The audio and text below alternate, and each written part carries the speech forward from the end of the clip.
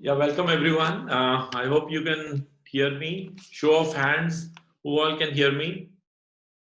Okay, good. And I will request as many people to switch on their cameras as well so we can also view them. It'll be nice to have an interactive session. Okay, so on essentially on popular demand, IPR has been a topic which there was a lot of interest from a large number of students and lawyers as well. So as we, a brief background, IPR very, very critical, not just for law students, but these days it's a fast growing field. The entire, the IT industry, the cyber law side of it, everything is very, very closely connected to the IPR. And so besides other areas of law, this is really evolving at a very, very fast rate. And believe me, good specialized lawyers in this field, very, very limited number. And even getting internships is not easy. And there are very few. And let me tell you, I'm not the expert on IPR at all, although we all have clients, we guide them, advise them. But very few. In fact, in my field also, if I know maybe let's say 300 law firms and managing partners of law firms and very senior lawyers, maximum 3 people I know who are really, really good in IPR. Okay, and Mr. Dinesh is just one of those few. So you can make out that even for somebody like me who is apparently very well connected with everyone in the legal fraternity, but specialist in IPR, extremely few. So try to make the most of today's session also, and later on also, because again, many fields like sometimes like contract drafting and litigation side, you will find a lot of people who will say, fine, you can find mentors and guides and seniors, but this particular field is really, I'm telling you, it is so specialized. And it is also, I will give you the complete formal introduction of Mr. Dinesh Jotwani, who's going to join us, but actually he has been the in-house counsel for some of the largest technology driven companies, and he himself has a strong technology background besides law. So being the in-house general counsel gives you a lot of insight into how companies are actually functioning.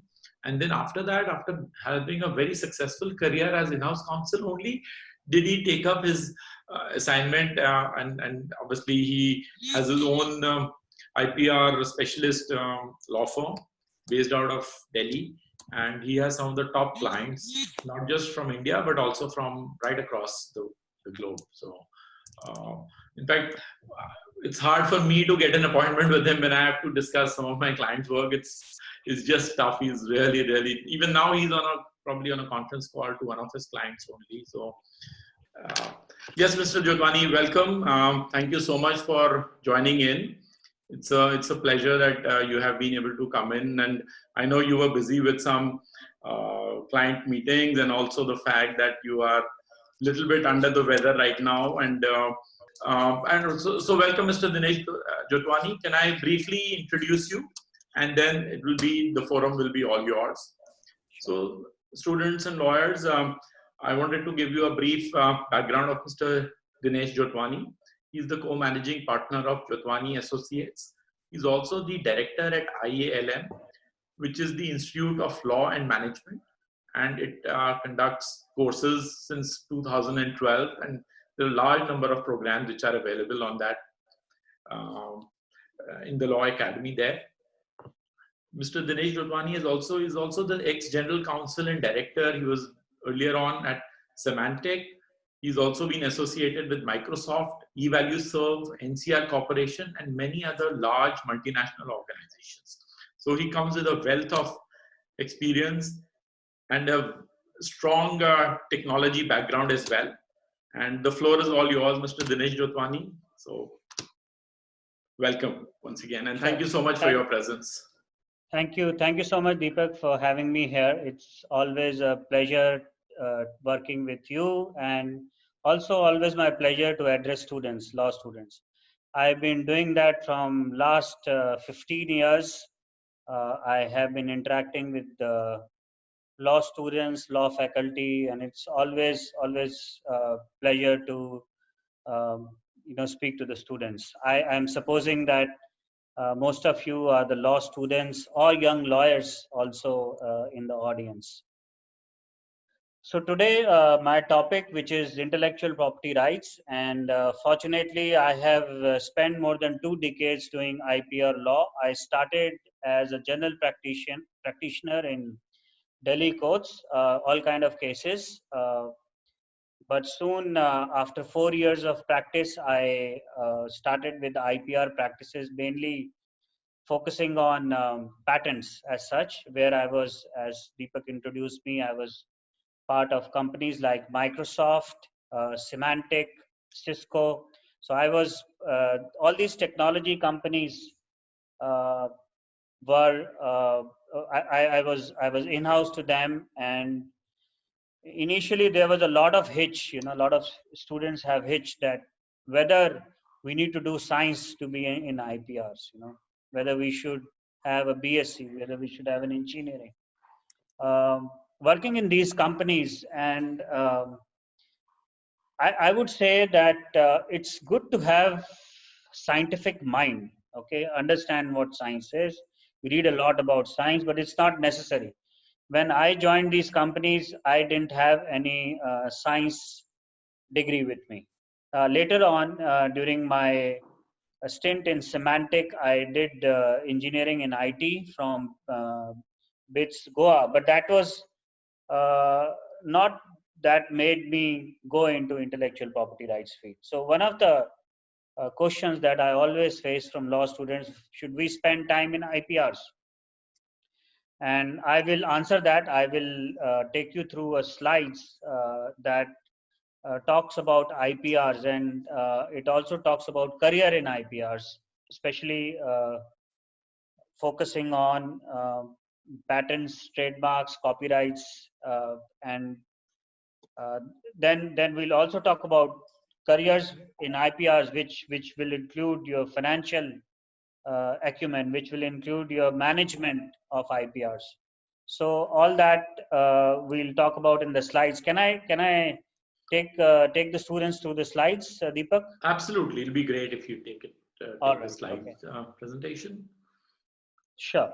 And once the slide presentation starts, Mr. Dinesh Jotwani, you can also briefly, if you want to, generally there's been a lot of questions from students, your insights into how they can, what they should be doing as students and what they should be doing as young lawyers, so that they get a good hold and grasp of not just IPR, but also to become a good lawyer. I think some insights, a couple of minutes, if you could spend on that, would be great as well.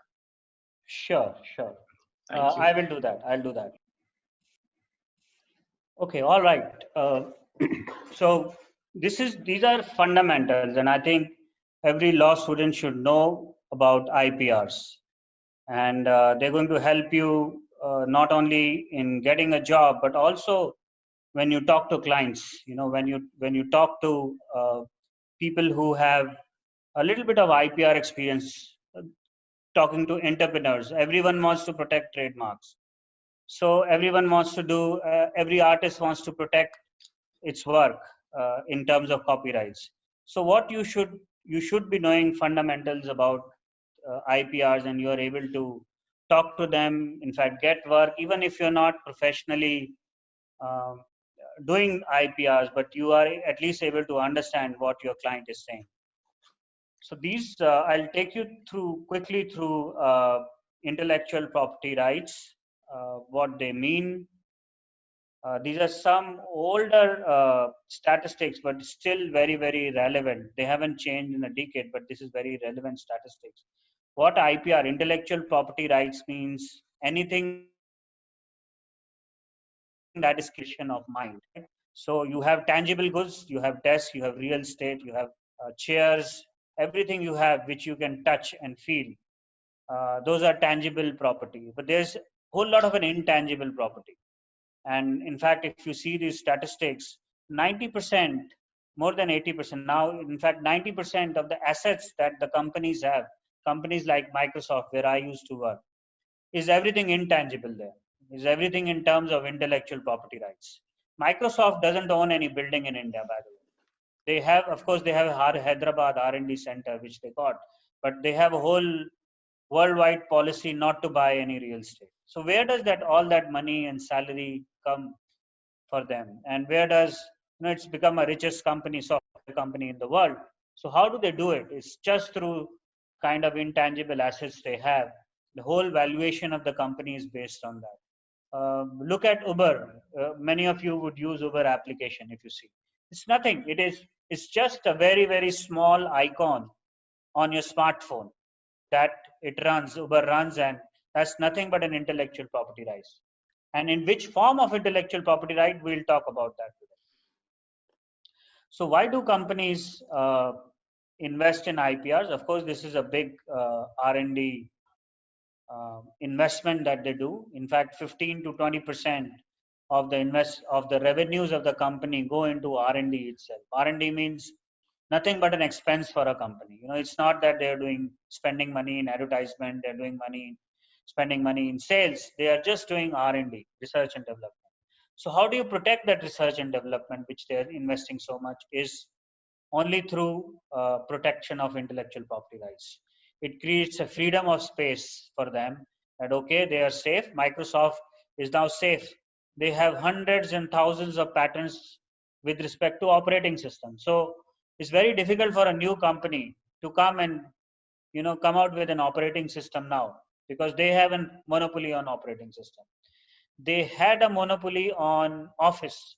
Microsoft Word, if you see, or PowerPoint presentation that we are doing, is all Microsoft products. But now we have Google platform also that has come up. So at the core of it is no other company is able to invent or come into their field. So it's gives them a freedom of space to work in that particular area. It gives them a competitive edge in the market. They use it as a for the defensive purposes also. So if companies get sued, they will show the whole patent portfolio and use it for cross licensing purposes. Okay, you are suing me for this particular feature. Symantec is a cybersecurity company, has filed a case against Microsoft on their product called Defender. I don't know how many of you would have used. And Microsoft was infringing Symantec's product, but they came out with a whole lot of their own patent portfolio to say, look, this is what we own and you are infringing there. That's kind of a cross licensing purposes. It creates brand and product awareness. So trademark is an area which creates a brand and product awareness.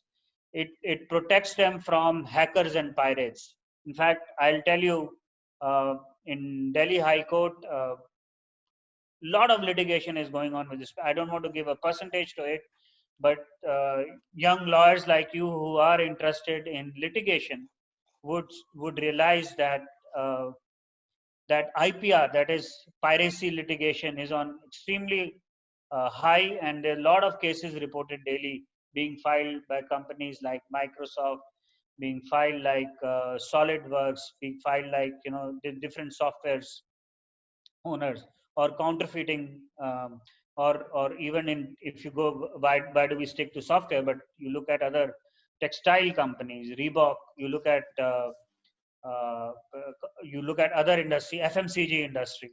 So all these litigation that is going on in different high courts in India is also arises from your knowledge of intellectual property rights.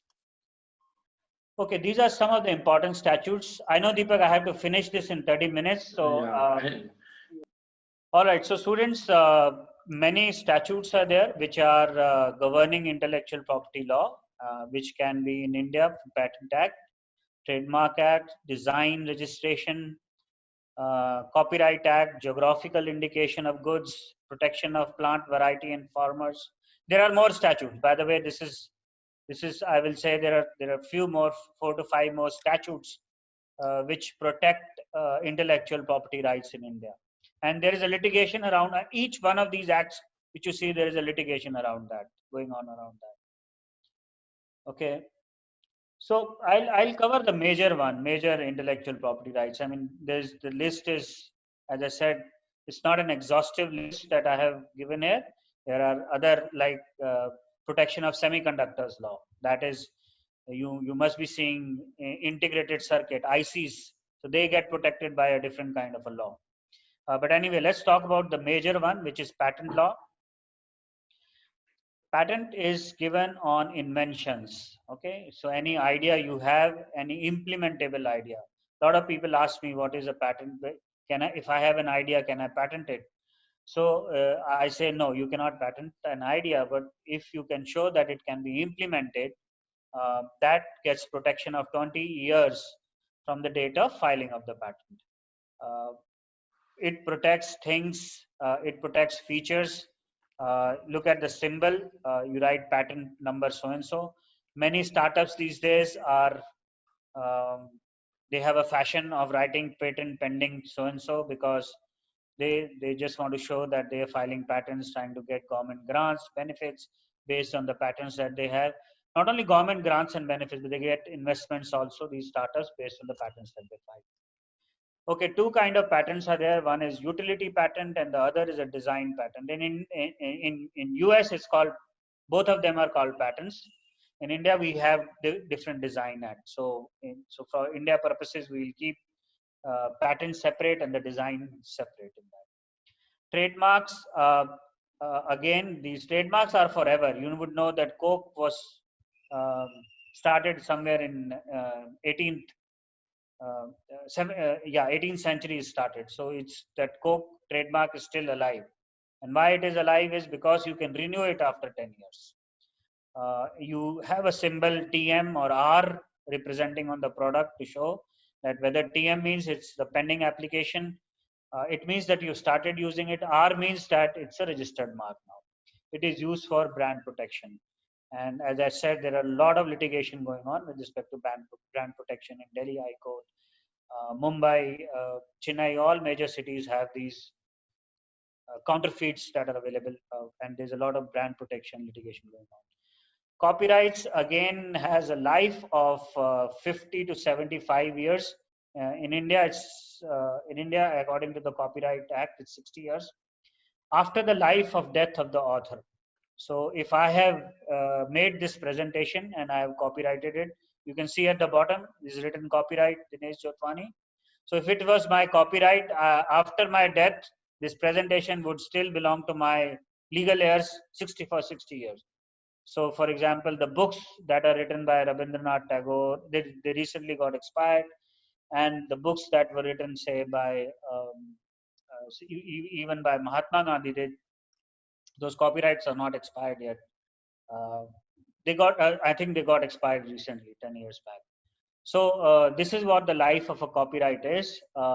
And mainly copyright is, it protects your work in terms of music, in terms of your books, in terms of even your software. Okay, and we'll deal with them in detail as we go forward. So copyright is another form of an intellectual property rights.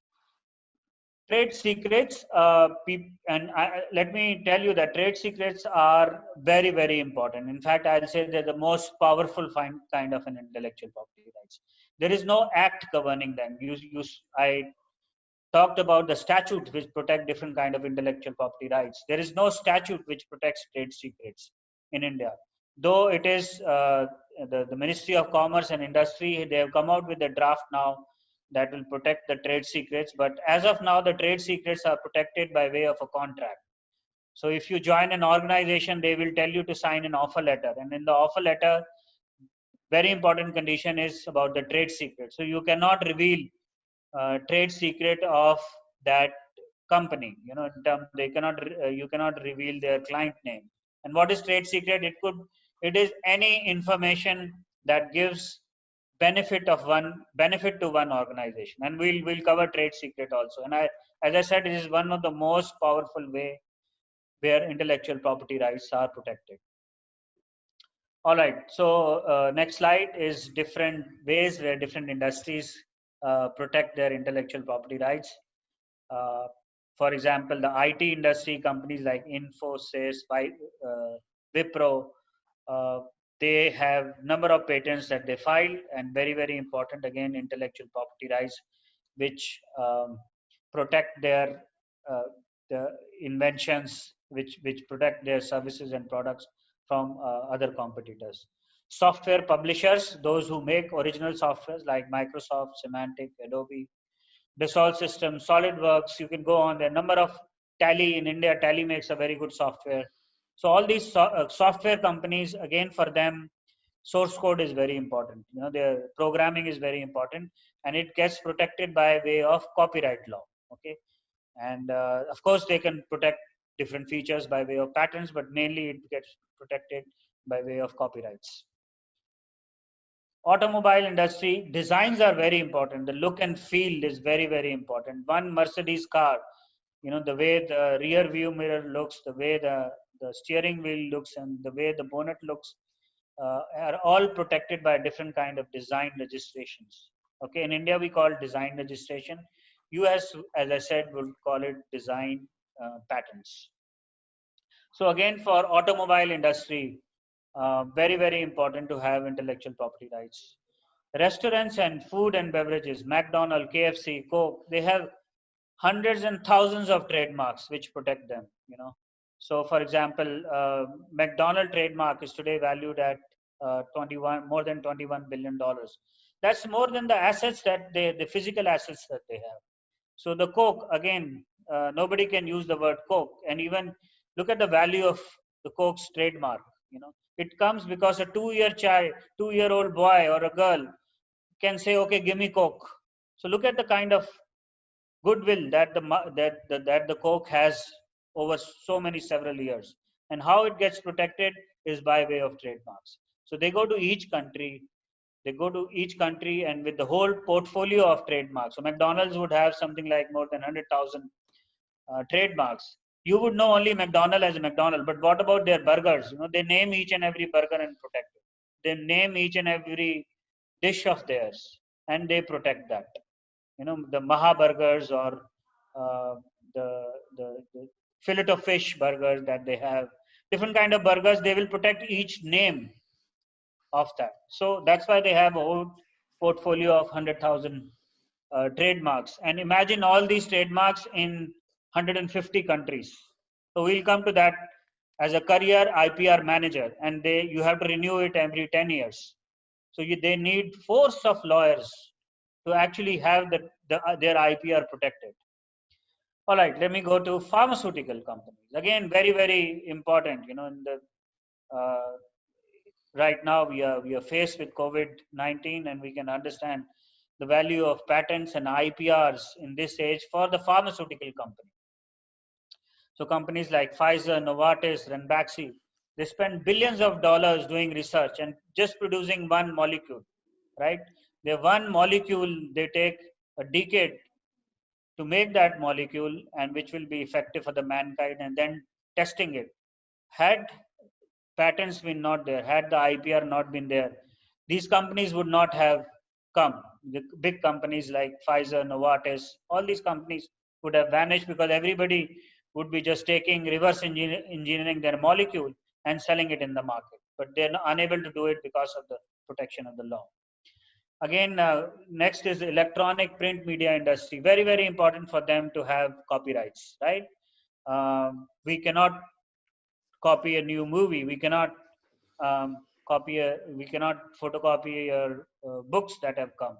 It's all because they are protected by way of copyrights. Okay, so if you download a movie without the authorization and watch it, it's a loss to the producer, and it's basically a huge loss to the whole entertainment industry if we don't pay for the music that we hear. So again, very important in terms of copyright law, that the entertainment industry or the art industry gets protected by way of copyright laws. Okay. This is an old example. Blackberry is no more there, but just to give an example, that one phone, I should have used an Apple phone here, has patents. It has copyrights in terms of product source code, technical data sheet, videotapes. It has trademarks, of course, like Blackberry is a trademark. It has slogans, logos, colors, smells, sounds, product name, that gets protected by way of trademark law. And of course, there's a lot of trade secret. The example Blackberry was taken because it has its trade secrets are known to not known everywhere, because it's the kind of the encryption that they use is not been broken by any research lab so far. So they have a very strong trade secret in terms of the encryption that they do of their communication. Okay, so all this is again part of Blackberry's trade secrets. There is also something called an intellectual property code called third-party code.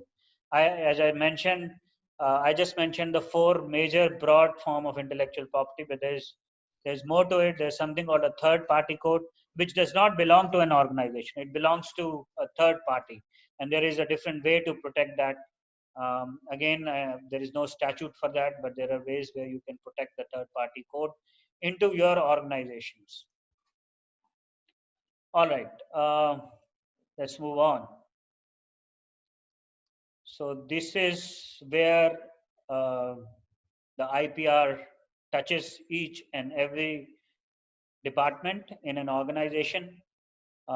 When I remember as a young lawyer, I joined this company Symantec in Pune, and I remember my first few days, first few months, in fact, nobody would come and talk to me.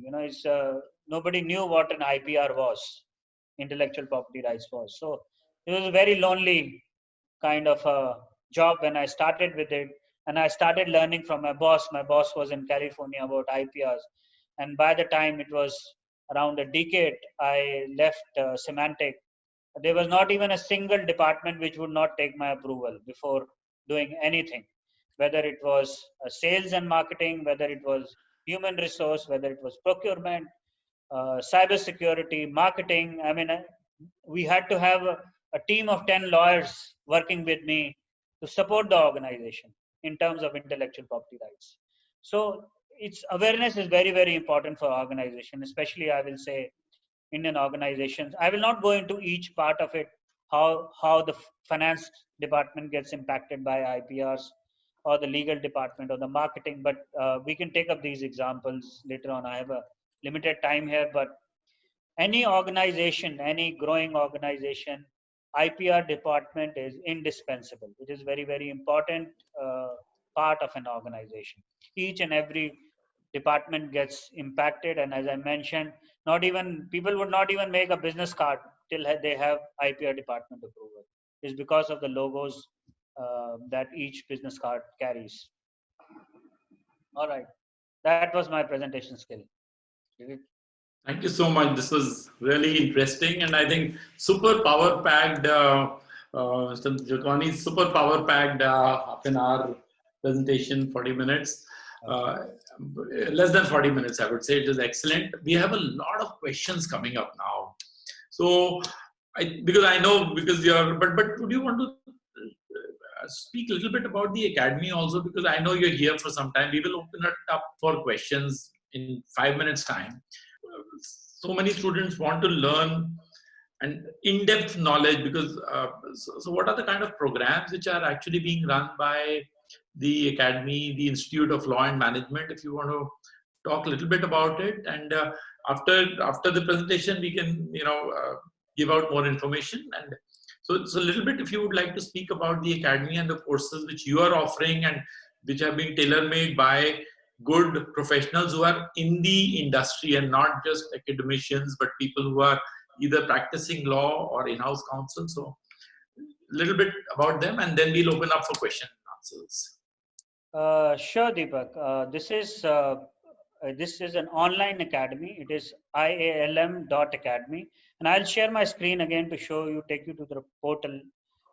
This is in 2013 that I started it with. I was in Pune at that time, not in Delhi, but started it with one of my engineering friend, and then continued till date. And till date, we have more than 25,000 students registered across India. And because I'm a lawyer, I wanted to focus on law courses. So students would go online and they will choose a course. Now we have huge portfolio of around 50 courses. We wanted to focus on courses which are not necessarily being taught in the colleges. So colleges is very, very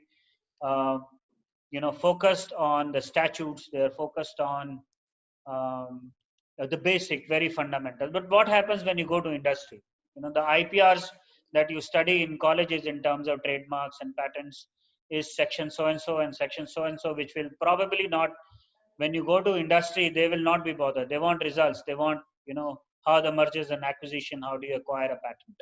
What is the value of this patent? What is it? So they're much challenging and difficult questions than are being solved by in the colleges. So we wanted to have that bridge when people are doing their college studies, and um, they want to be industry ready. They want to be law firm ready. So I'll just quickly take you through this portal. Now we have, as I said, around 50 courses and growing each month. It is growing, especially in this era of COVID-19. I think a lot of people are finding time to do the courses as well as make courses. I'll just share my screen, Deepak, if that is okay. Sure, absolutely. So most of these courses have the video sessions also. They have updated knowledge. Most are very, very current, newly being created. And I think I'm also assisting Mr. Dinesh Jotwani in the knowledge side of these programs. So we're ensuring that it is updated as much as possible till 2020. It has the latest case laws, new circulars which have come in. So it's like he said, it is making students ready not from a bookish point of view, but from the industry and the law firm point of view. Because you will realize once you will start working that the pressures are extremely high on you to deliver. Okay. So this is what the screen is, and Deepak is an integral part of ILM. I'll say he's not only developed courses, but in terms of guiding ILM, in terms of strategizing and how we should do it. In fact, his ideas, and it's really shown ILM a new life, I will say. And it's sometimes, we feel, I feel really that, we're not able to cope up with the kind of ideas and energies that Deepak has, but we find it really valuable that Deepak is part of ILM, and he guides us very regularly into new courses and new strategies that we have. So this is what, if you see the screen here, we have, you can see here, let me go to different categories. So these are corporate law, IPRs, business administration, employment laws, engineering laws, competition, government and politics. Just as we are talking, there's somebody who registered for one of our courses, which is very popular, is I'll tell you, in government and politics, certificate in professional politics. Now, what is that? It basically talks about what the administration is in terms of executive, in terms of legislature, in terms of court structure, and how you can become, how can you be a part of political structure in the country. So these are very unique kind of courses. We have competition courses like advocate on record. This is, let me see, corporate law. So corporate law, I'll take you to, this is contract drafting. Wait, let me just, you can search from here also. Drafting commercial. So look at this. This is Deepak's course, drafting commercial. Mr. Deepak Dayal. So you can actually go here, look at what the course details are, and then you can make an online payment here, and this will, the duration of the course is written here, and you can do it at your ease, at your own flexibility, on any kind of device from anywhere.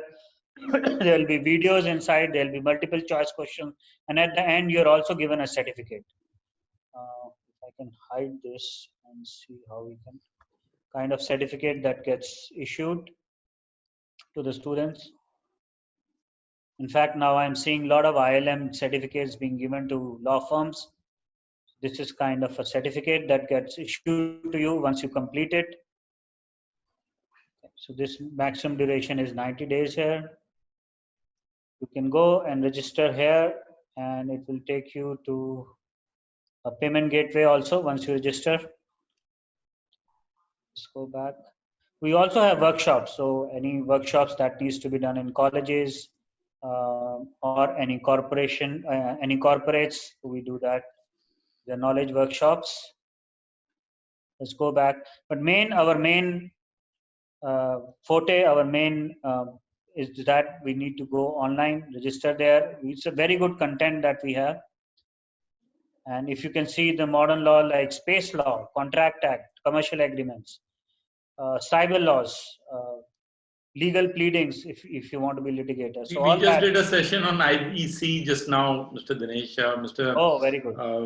Dr. K Gupta he had a beautiful, wonderful session which we did on IPR on IBC laws. So which is great. I think thanks so much. And what I will do is I will forward information about the specifically about your IPR program as well. But I think the focus is that we are also doing a lot of pro bono work. There's a lot of information, including mentoring sessions, which we have started, assisting with internships. And Mr. Dinesh, we'll request you also to, from time to time, to come in and speak about specialized knowledge which you have on various programs. A little bit more time, and then we can go to the Q&A for the IPR soon. All right. So yeah, this is it. Feel free to go and browse and surf anything that interests you. It is not only a good content there in terms of, but also a kind of a certification that is now recognized by the corporate world. So a lot of people know, because we have a lot of corporate clients. They know at least, okay, they've done a certification from ILM. Perhaps that will be kind of a gate opener for at least get you an interview there. You'll have to, of course, clear all the exams that are there in corporate sector these days, or the law firms that they have. But at the same time, you would notice that many of the companies or many of the law firms won't even respond to your queries if you apply there. So why that is happening? At least that kind of a gate opening can be done by using some of these certifications online. All right, so this is about ILM. Anything else, Deepak, you want me to cover? Yes, we're going to start opening questions one by one to the students. Yes, sir. First of all, good evening, sir. I'm Subhasitya Das from Xavier Law School, Bhubaneswar. So, first of all, thank you for such amazing insights on such a colossal field like IPR. So, my question is, as you said, there is no particular law which protects the trade secrets in India, but there are contracts which the employees sign to not to disclose the trade secrets. But sir, what if an employee of another company discovers the trade secrets of other company unethically? Is there any sort of tortious liability that comes into play in this case? Yeah, sure. Very good question. Actually, there are a lot of precedents that are there. Even when there is no contract, if an employee steals an intellectual property right, so intellectual property rights are as valuable as tangible assets. So what happens if there is if somebody steals a tangible assets? Yes. So courts have recognized that and have awarded damages even when there is a no contract basis, especially when the relationship is that of an employer and employee. So there are punitive damages that may take place, but most of the companies and law firms nowadays have this confidential information clause, trade secret clause that is there, and they write that, and you can not only get damages, but you can get injunction also. So for example, you are working in my company and I have entrusted you with the client list, and you go ahead and you join a next company, and I am worried. So I can take an injunction against you and against the company that you have joined, that you will not contact my clients, right? So you get into problem. The company you joined gets into problem because you have taken my client list, which is a confidential, which is my trade secret. Okay, so definitely there are a lot of remedies, civil remedies, injunctive remedies, criminal liabilities that are attached to it. Despite there is no statute right now, as you rightly say, there is no Trade Secret Act. Unlike other countries, there is a trade secret legislation in each country. Thank you so much. Harshini, do you have a question right now you want to ask? Can you open the mic? Harshini Naidu. So, my name is Harshini Naidu. I'm a first year LLB student from MS University, Baroda. My question was, what are the career opportunities in trademark prosecution and litigation? Lot of opportunities, lot of opportunities. So let me talk about trademark prosecution first. Okay. Okay. So after first of all, the domestic market. Let me talk about domestic market. Each and every restaurant, each and every shop, each and every, from big companies like Tata, which will have hundred thousands of trademarks, to even a small restaurant in your locality needs a trademark. Okay. So trademark, and how do they don't go to court. There is a trademark office, IP office we call it. They go there, there is a process there, they register, they have to file an application and register it.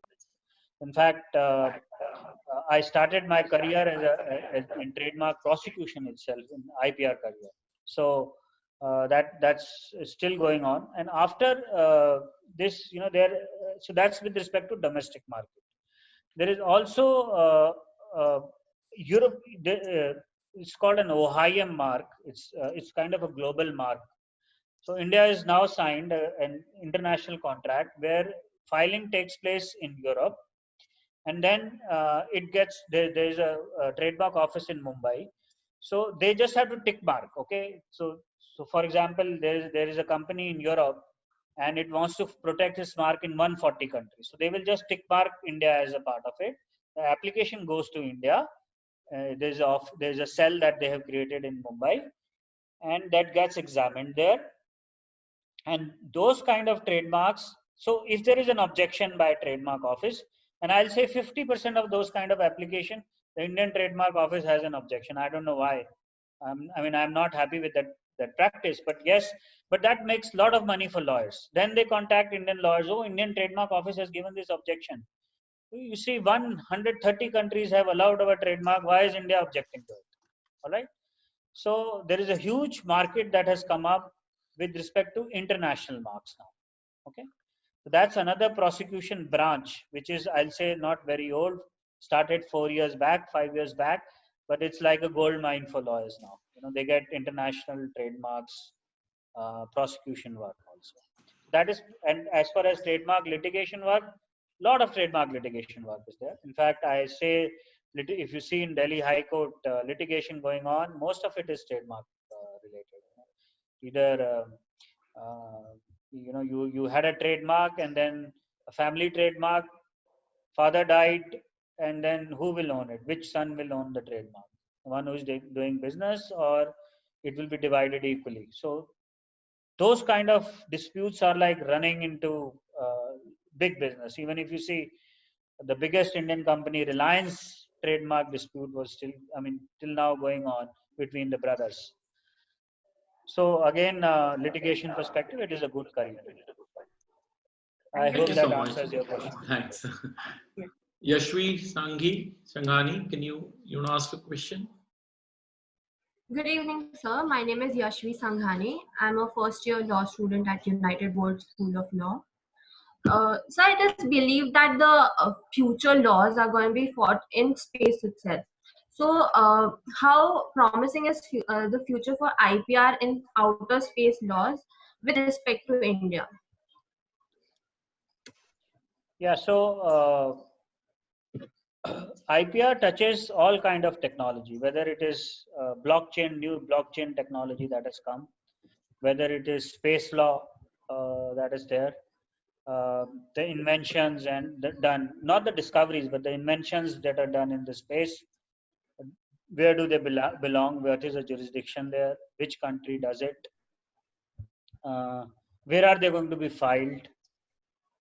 So all these artificial intelligence, if you look at newer law of artificial intelligence, a car met with an accident that was driven automatically through artificial intelligence. Who is responsible?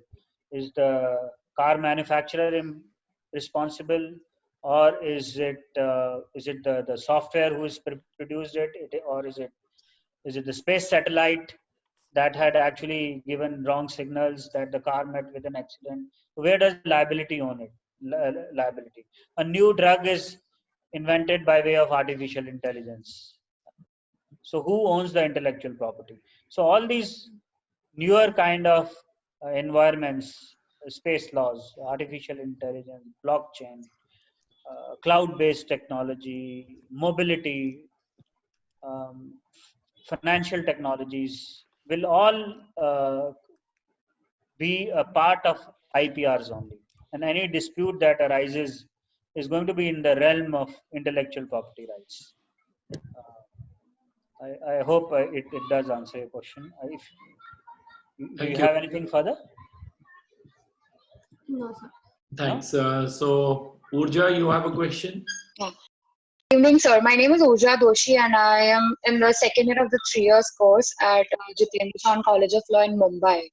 So, my question is, so basically with these pharmaceutical companies, a lot of the drugs they use and they patent, if it were a situation where the employee was already signed an NDA and they knew that one of the components of the drug was, in a position to cause more harm than good, like we have seen in US, there's been a lot of, these pharmaceutical companies have always been legal battles over oxytocin or all such sort of drugs.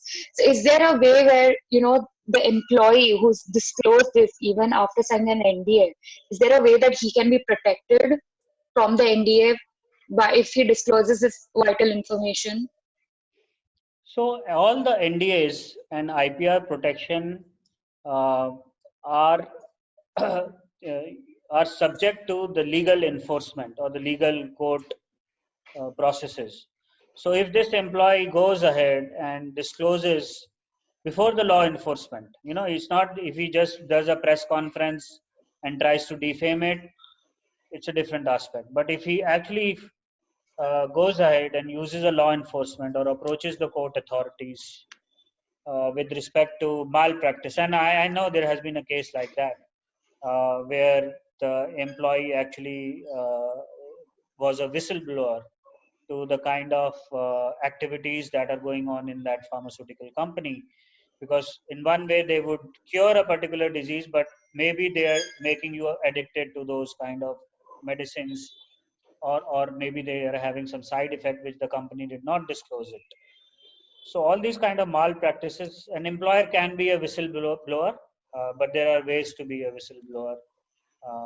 US has a whistleblower act. India does not have an act, but we have a guidelines on whistleblower. If somebody wants to, um, you know, tell something about his own employer, which is right, and the way it is to do is through law enforcement. Thank you so much, sir. Thank you. Thanks. Shubha, who else should? Dhana, you have a question? Sir, can you hear my voice? Yes. Yes. Good evening, sir. My name is Dhanlakshmi, and I have completed my BTech, and currently I'm pursuing LLB final year, 3 years course. Sir, I have a question that after my completion of this graduation, so what is the main criteria if I want to join in a big law firm? What is the main criteria the law firm sees from a fresher? Okay, I'll answer that. But before that, let me ask you a quick question. So you are an Yes. engineer. Have you applied for a patent agent examination that is happening? Yes, sir. This June? year I have applied. Okay, very good. All the best. And Thank you, sir. ILM also has a course on patent agent Patent examination. agents. It's a Just very now I popular have seen one, this. and Mr. Amit is a faculty there. You should try to just see the contents if that suits you.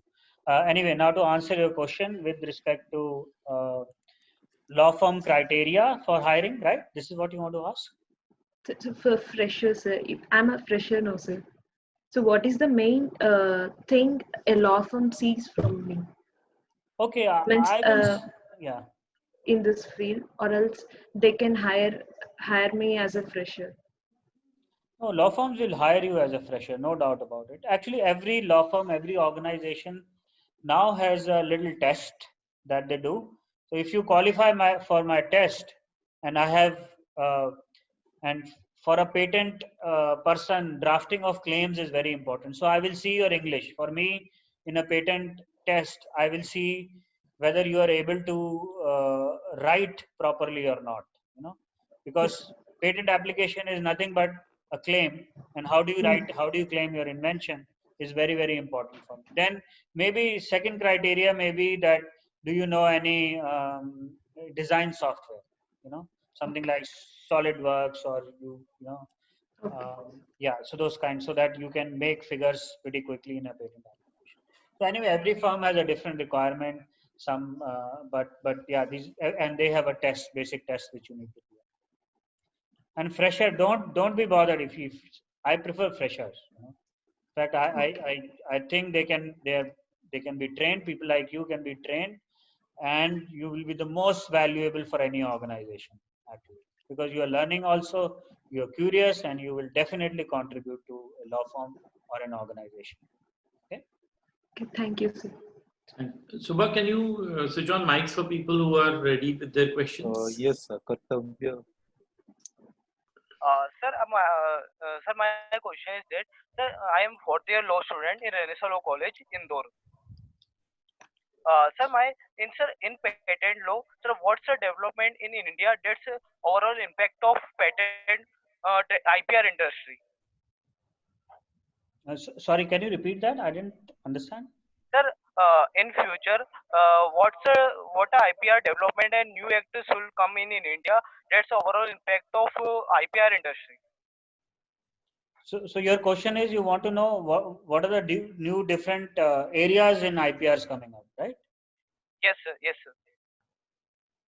Okay, so as I said, in the IPR are impacted by new developments like blockchain technology coming, cryptocurrencies coming. How do you protect a cryptocurrency algorithm?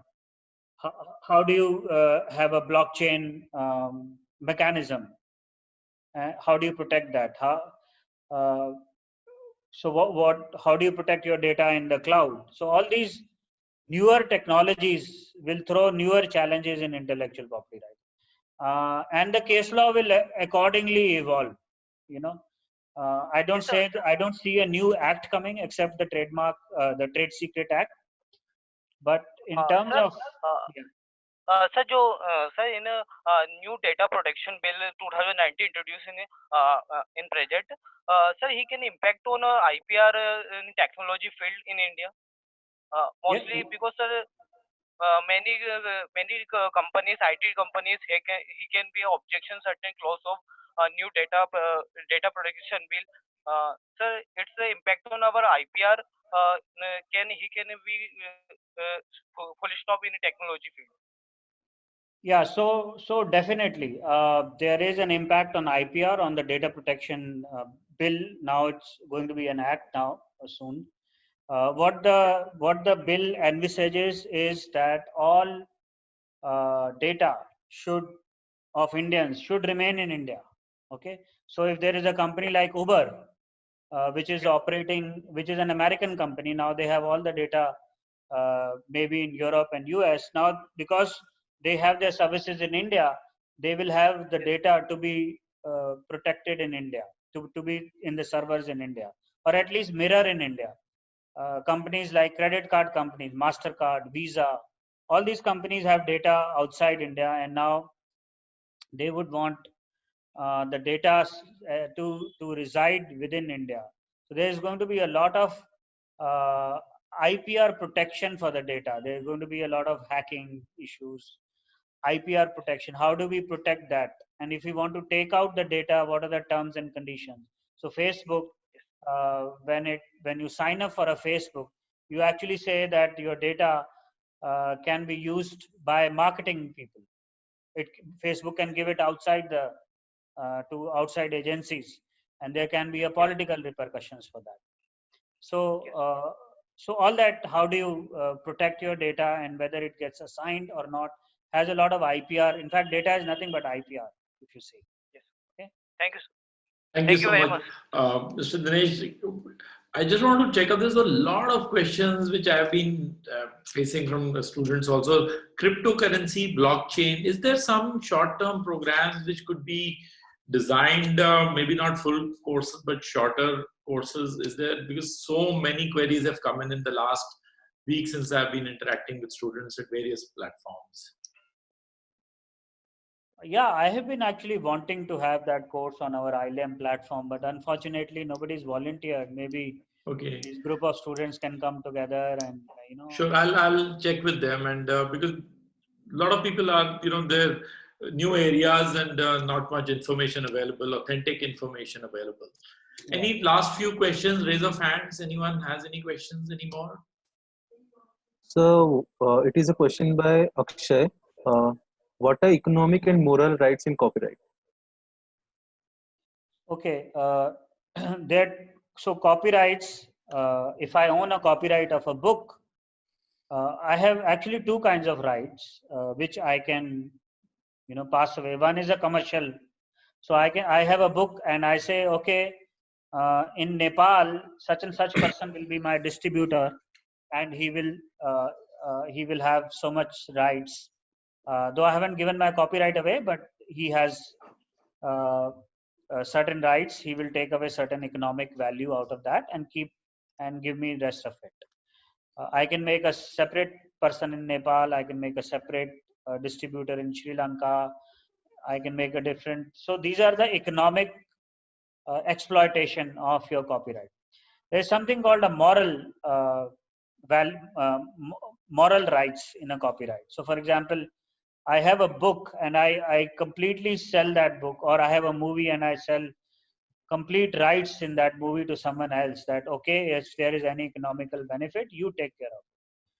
But that person goes ahead and distorts my book, or he goes and distorts my movie. So I still have those moral rights, at least, because I have created that work. Though I have given all my rights, that person cannot destroy the rights in that. It cannot destroy my work completely. Okay. So those kind of rights are called moral rights. They are beyond the commercial rights that are there in the IPRs. Okay. Yes, sir. Fantastic, thank you. I think we are pretty much done, and time-wise also, Mr. Dinesh, I think we have exceeded the time which we had requested from you right in the beginning itself. So, thank you so much, Mr. Dinesh Jotwani. Really appreciate your time, even after such a big, difficult and schedule that you've given us and to the students. So, thanks so much. And you've also been very generous in offering a 5% discount coupon. I will share with the students very soon so they can take up any courses. And I'm also taking feedback from students. So if they specifically want any new program coming in, we will request ILM to try to design a program in that particular field. Sure. Thank you, Deepak, for having me here. Thank you, all the students. And, yeah. Thank you so much. Thanks. All right. Bye-bye. Thanks so much. We will continue with our discussion for some more time. And yeah, can I ask a question? Yeah, Mulkit. Although Mr. Dinesh has left, I'll try to pass on your questions to him. And yeah, what is the question? What are your views on startups filing trademarks, copyrights, and patents for other clients without proper certifications from the Bar Council via online solicitation? Yeah, okay. I saw your question also, Mulkit. Anyone else? Can we just get the questions in first and then we'll take it from there? Yes, Akshay Baveja. Hello, good evening, sir. Sir, I want to ask about the... Can you speak up a little, please? Your volume is a little low. Hello, am I audible now, sir? Yes. Sir, I want to know about the parallel imports under Section 107A Patent Act. Parallel imports? Yes, sir. And your name is, please? So, Akshay Baveja. Akshay, yeah. Okay. Yes, sir. Okay, who else? Any more questions? Hello, sir, I am audible? Yes, you are. Sir, my question is, sir, before hiring fresher in IPR law firm, what skill should be taken in fresher? So what skills do we require before selecting a law firm as a fresher? Okay, thanks, Kartavya. We'll try to address it. That's it. Hello, am I audible, sir? Yes, please, you are. So my question is, we have all heard about this agreement that as lawyers working in the corporate field, we are supposed to sign, called as a non-compete. Yeah. So, sir, how does that work if a person or the employee wants to leave the firm and still have their clients? Does that come into the issue of IPR? Okay, great. Thanks. Okay, so okay, a couple of questions I might be able to answer. A couple of them I will forward them to Mr. Dinesh only because they're specialized. I'll start off from the last one. So non-compete clause, important question when you're signing employment contracts, not just as lawyers, but also as lawyers when we are designing this non-compete clause. Very, very important because there are obviously two aspects of law which come into the picture. One is that it is your right to employment, right? Everybody has a right to employment, which is one of our basic fundamental rights, right?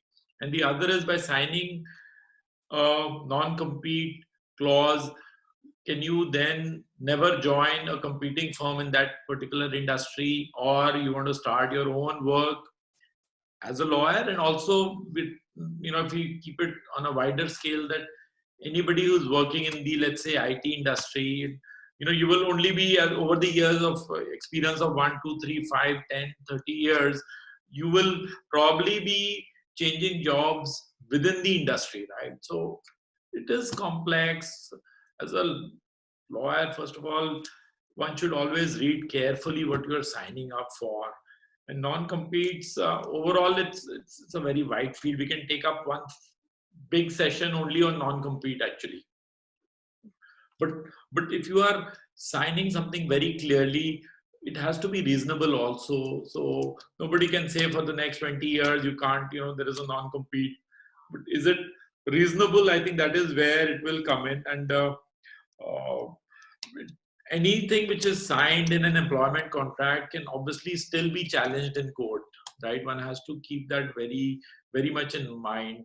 So the non-compete clauses, one has to be careful and cautious, especially when youngsters are signing up their employment contracts. Specifically as lawyers, when you're signing up, if you have a license to practice, then employment, in any case, it will not be treated as an employment contract if you have a license to practice as well. So some of the other questions, I think we will get back to you specifically. I'll request Mr. Dinesh to come up with the answers for Mulkit and as well as for Akshay. For Karthikeya on IPR, I think you are talking about what are the skill sets required for a youngster to get employment with a good law firm or in the industry itself. So it will always be the chicken and the egg story. It's across the board. Everyone will want you to have some experience before you come in, and you'll say, if you will not give me the opportunity, then where will I get the experience? Those challenges every student, everyone is facing all the time. And that is where I think internships come into a big picture of you to get experience. One is good internships.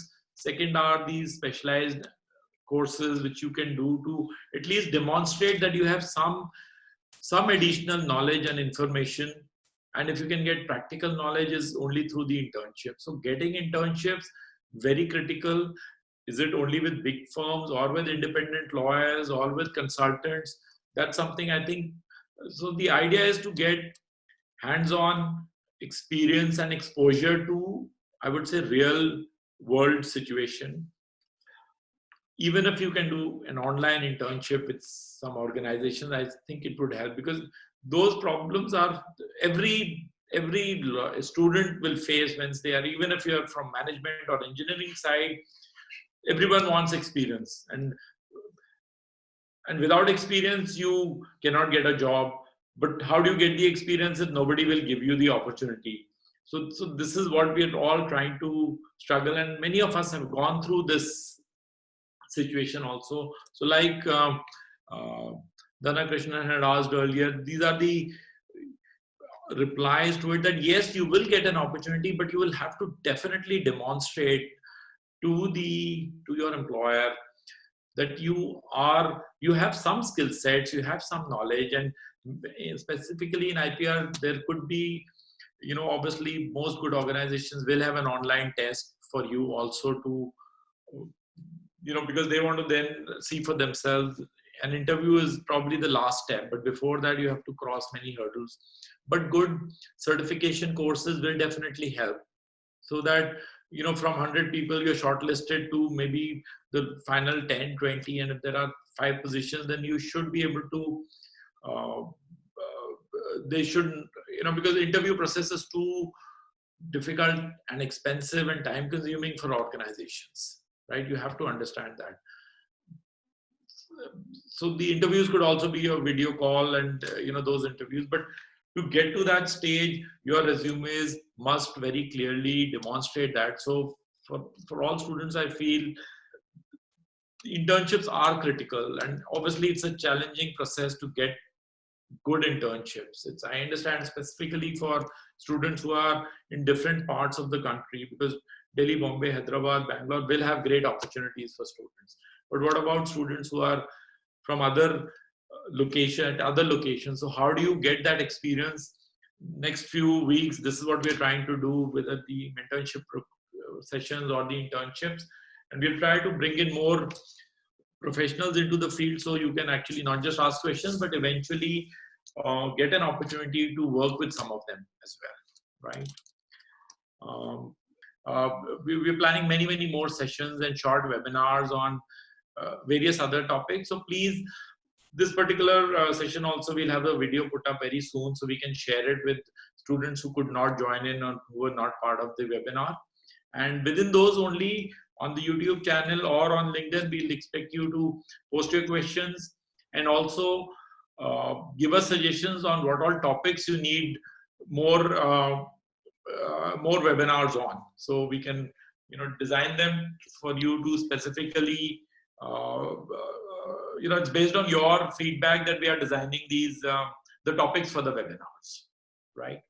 So thank you so much, all of you. It was really nice to get your reactions, and your active participation is helping all of us a lot on this, right? So with this, I will sign off. Thank you so much and appreciate this, and hope to catch you soon in the next couple of weeks time for sure. Okay. Thank you so much. Thanks. Bye-bye.